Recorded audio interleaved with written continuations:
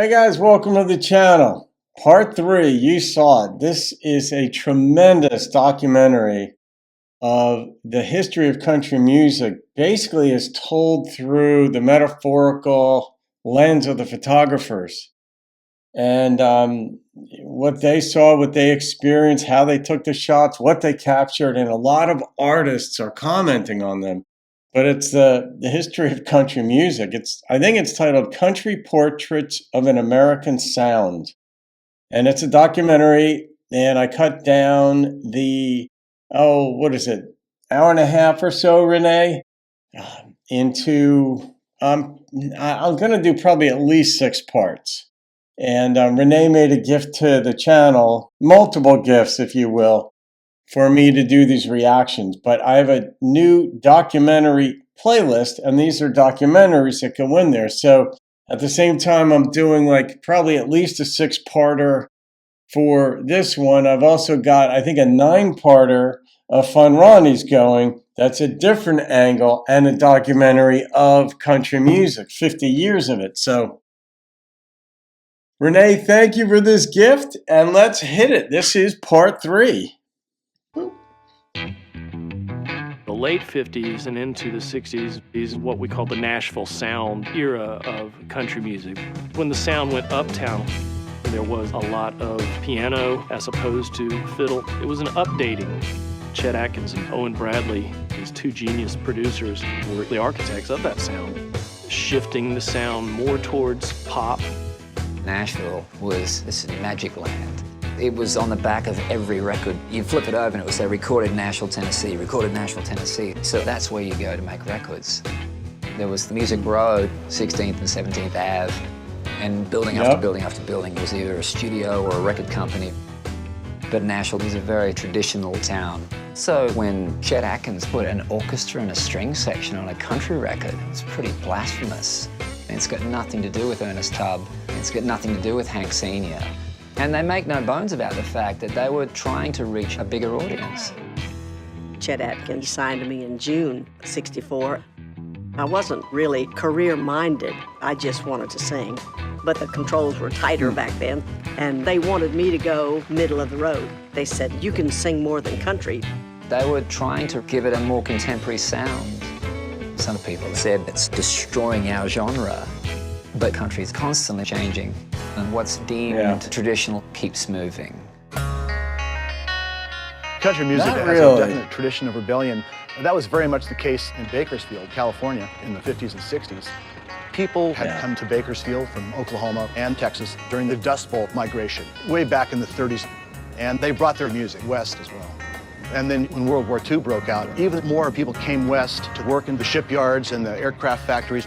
And after the war, a lot of them stayed in Bakersfield because there was work in the oil fields. So the Bakersfield sound is really the music of Oklahoma, Texas, Louisiana, and these guys didn't care what Nashville was doing. The explosion of Bakersfield was an answer to the popish type of sound that was coming out of Nashville. One of the key events was Buck Owens strapping on a Telecaster guitar. That was a very different sound for country music. It was rough and edgy and kind of a honky-tonk thing.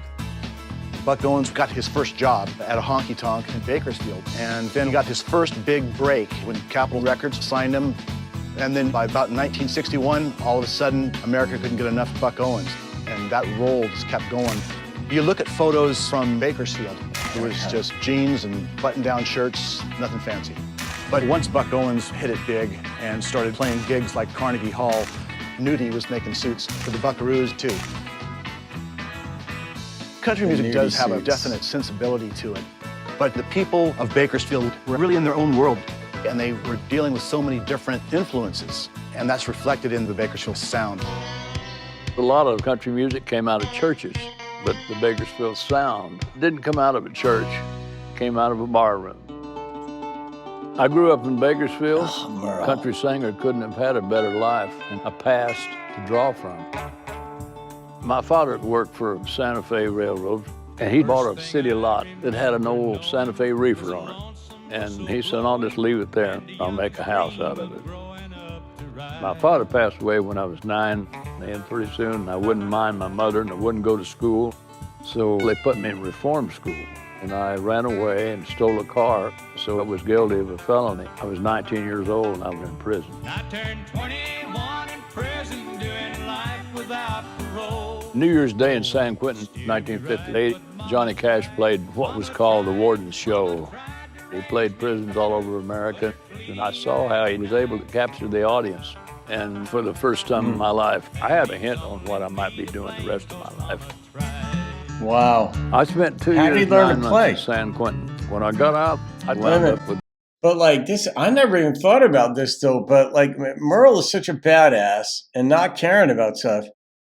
How's he playing guitar? Because at that age, because at an earlier age, like say high school and all, if you're running with the wrong crowd, so to speak, you're not really playing guitar. You can, I get that point, but generally the discipline to sit down and play and have an instrument in the arts, at least among my friends, we didn't have that. And we were, I mean, we got good enough grades to get into college and all that stuff. We had advanced classes and all that stuff. But even like for among us, I mean, we could fight and all. I mean, we didn't like to necessarily, but we didn't have the discipline to play an instrument. So I just wonder, how does that happen? Maybe it's just all up in my head. But Merle, 19 years old, already in prison, but he's thinking, oh, I could do this. I guess he had time in prison to learn it, but did Merle know how to play guitar before he got sentenced to prison? My own band, and we played a type of country music that was identified with a steel guitar, or better known as a pedal guitar. And when we came on board with that sound, it was different. Nashville was happening, and if somebody started to make a little noise somewhere, they'd get you on the phone and say, come join the Grand Ole Opry. So we didn't go down there. I always wanted to be different from Nashville. I wore a different kind of boot just to let people know that I wasn't a hillbilly. I was a flatlander. So very early in my career, I was typecast as a rebel. Johnny Cash had been into jail one time for 4 hours, but everybody thought he was an ex-con. He looked the part. And he said to me one time, Haggard, he said, you're everything people think I am. I was doing a Johnny Cash network show, and he talked me into letting it go public that I had been in prison. So he told the audience. And he sings those prison songs like, well, you'd think he's been there. Merle Haggard. And I'm glad that I did it, because I don't like to be lied to. If you lie to people, they'll reject you. You've got to be an honest person. Your music's got to be honest, or else the tour will be over and we'll be back to oil fields. So I kept on making music the way I heard it, and right or wrong, it'll be honest. Yeah. The essence of country is that it's the music of the white working class, or the white Southern working class. And it articulates their thoughts, feelings, issues. It was imagined as the music of pure mountain culture, which was understood as white. And that was part of its marketing appeal. But that was really a fiction. There are people who say country is white music, or they'll refer to blue-eyed soul. But there was a tremendous African-American influence in early country music. And a major star of the Grand Ole Opry was a black harmonica player named DeFord Bailey. In fact, the first music that anyone heard on the Grand Ole Opry radio show was DeFord Bailey's harmonica. I'm going to have to do some But of that. Nashville emerged at a time when the South was deeply segregated, and he was fired in 1941 in a racially informed dispute. The general consensus is that he was expected to follow orders in a way that white artists were not, which he chafed against, and they fired him.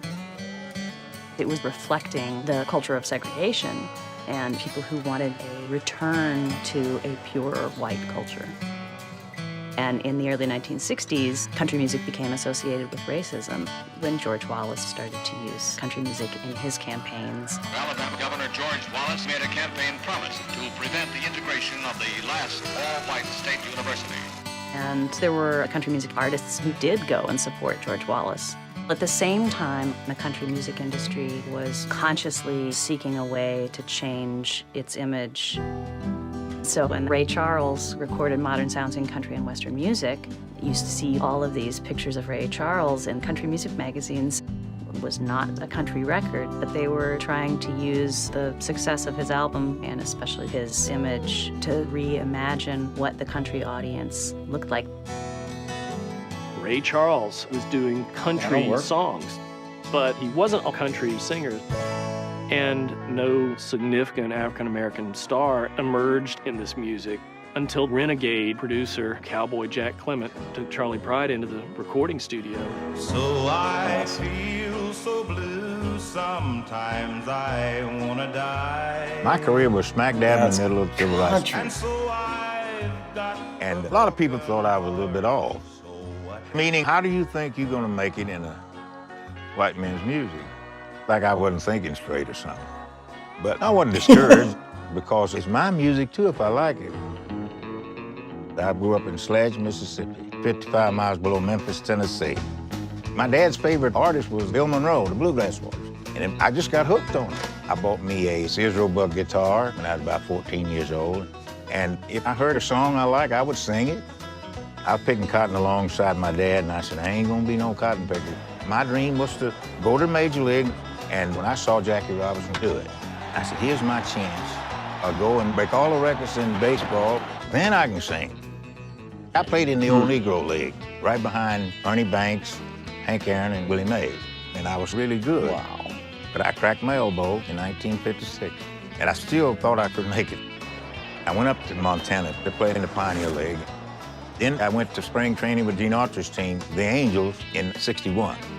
And the next year, spring training with the Mets, but they wouldn't look at me. So I got there, I just didn't stay. People always encouraged me to go to Nashville. And that's what I did. I met Jack Johnson, who ended up being my manager.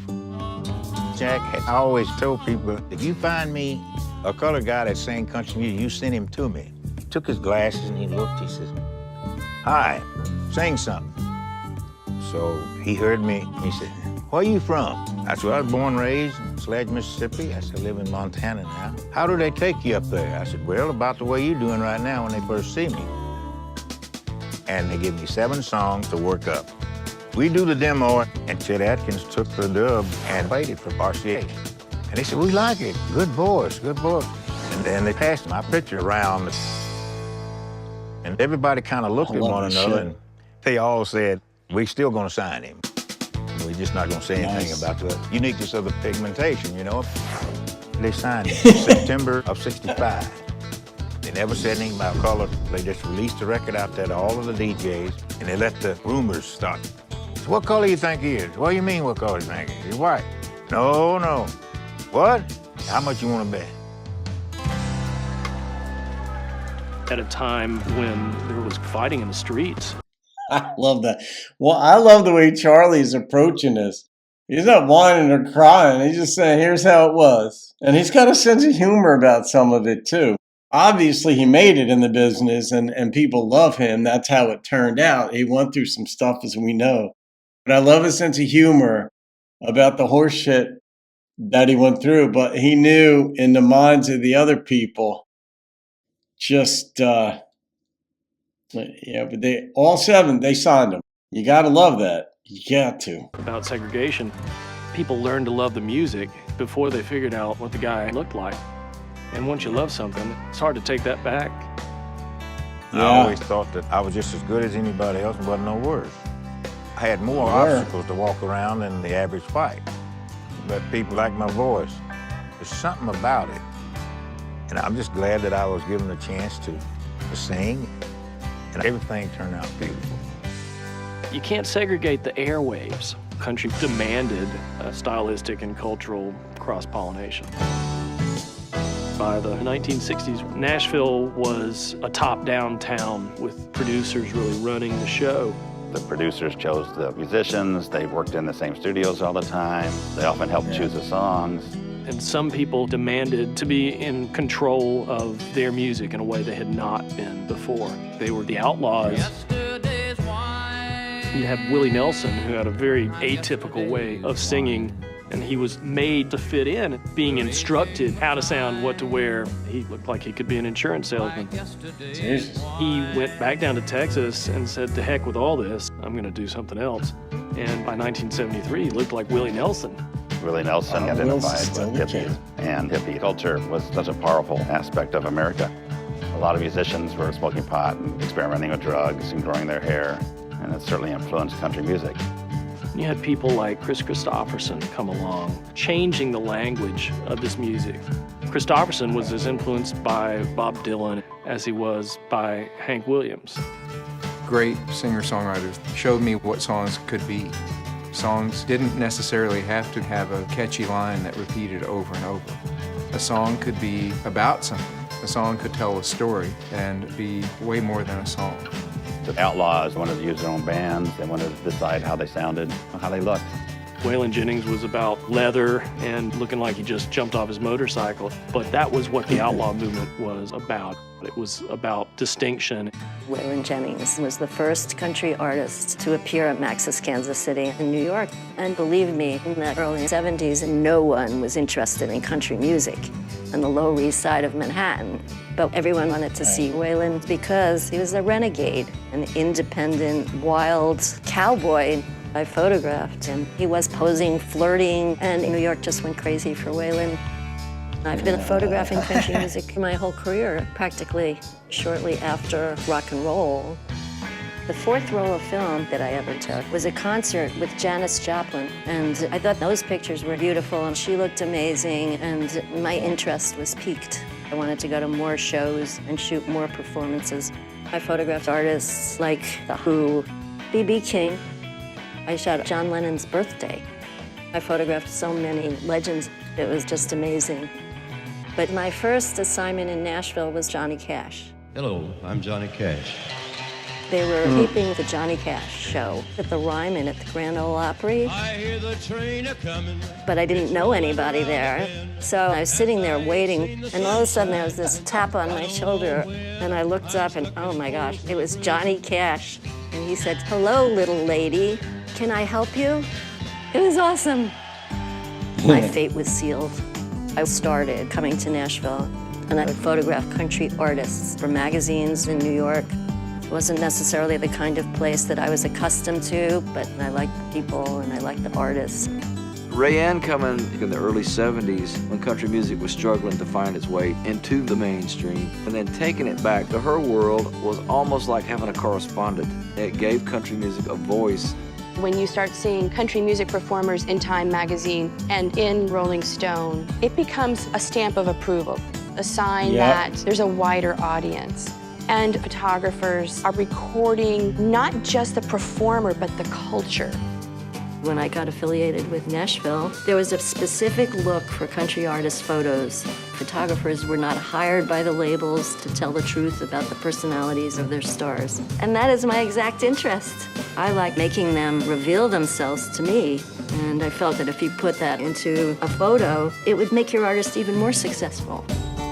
I like a song that clicks with me, and it's the same thing with a picture. You go through a whole contact sheet of pictures, and then there's just this one that just has something. You can read somebody's soul in a picture sometimes. With Tammy Wynette, the shoes, the glasses, the wig reflected her taste and her lifestyle, whether the person is playing an instrument or standing on the porch with his wife. My job is to put together a little story that's revealing about them. Some people see them the way I do. I had an assignment from Life magazine to shoot country artists in their tour buses because that was very unusual. At the time, most rock and roll artists flew, and almost no one had buses, only country artists. Dolly Parton was on the cover, and I shot her in her bus. She was already a queen of country music. Dolly knew where she was going when she came to Nashville. Right after high school, I think she came over here the day after she graduated. She knew what she wanted to do, and the girl had the talent to do it. She was a member of the Porter Wagoner band, but every once in a while she'd put out a record, and they were starting to do better than his records. I photographed Dolly Parton in 1972, backstage at Symphony Hall in Boston. She definitely stood out in the crowd. Dolly is the ultimate entertainer, and the way she presents herself is part of that. Dolly asked me to do the cover on the album Bubbling Over, so we went out to a fountain over there at the Hall of Fame, and sure enough, we drew a crowd. You can't help it with Dolly Parton. And then I thought, why don't we get a close-up or two of Dolly here? Then I put the And I don't know about cosmetic surgery back then, how good it was. It couldn't have been as good as it is today because techniques and things advanced. But she had a boob job done way back then. Everybody wanted to know, they real. And eventually she said, I cosmetic surgery, guys. transparency together, and that became the cover. What's unique about photography is that you have to tell a story without any words and capture the essence of the moment in a 250th of a second. Photography put us out there in front of people and portray us as we truly are. I signed my recording contract when I was 12, and my image from the start was the girl next door. You couldn't dress it up or dress it down. I had to be who I was. Back then, the record-buying public were girls. So my image was cemented by what they thought of me. I was a little girl with a big voice. But you could see the growth. Every time an album came out, you would see a little different Brenda. And later on, photographers took what I was and expanded on it. It was a little slice of life and letting people into your home a little bit. All right, I'm going to leave it there. The little kid shot there.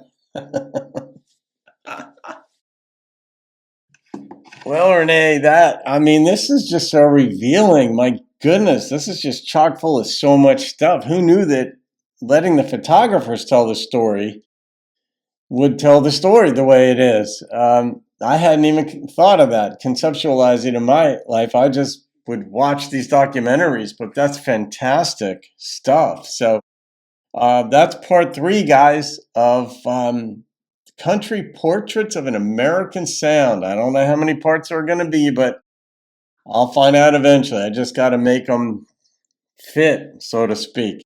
So, all right, guys, thank Renee Mooberry, Dwight Yoakam's #1 fan. And even though Dwight's not in this thing, at least maybe he makes a cameo, maybe not. But Dwight and Buck Owens were buddies. Dwight was friends with everybody eventually, Marty Stewart among them. But who knows? All right, guys, have a great day. See you on another video. There's more reasons to keep rocking the country. I signed my recording contract when I was 12, and my image from the start was the girl next door